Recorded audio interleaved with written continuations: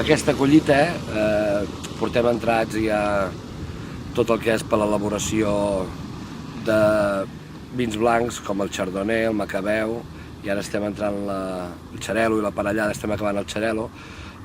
L'estat sanitari s'ha mantingut molt bo durant tota la campanya de Brema, a pesar de les pluges que hi ha hagut aquests darrers dies, però la sanitat és molt bona i esperem obtenir uns vins de força. Pràcticament el Penedès, tant a l'Alt com al Baix Penedès, estem ja al final de la collita del xarel·lo i acabant les varietats negres tardanes com pot ser la Carinyana i el Cabernet Sauvignon.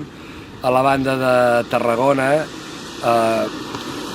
a Vilarrodona estem a l'elaboració de la parellada i a l'elaboració de l'ull de llebre i el Cabernet Sauvignon.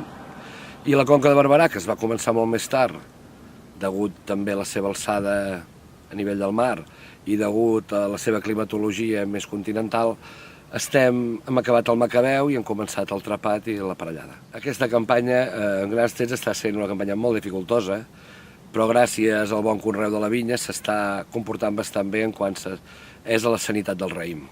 Una campanya bastant difícil pel règim de pluges, però esperem aconseguir excel·lents fruits. L'anyada dels vins, sobretot, a veure, quan parlem d'anyada sempre parlem més aviat dels vins base cava, o dels caves que sortiran de l'anyada 2010, dels vins blancs de l'anyada 2010 i els rosats 2010, perquè normalment els negres Castelldor no comercialitza quasi molt poca quantitat vins negres joves.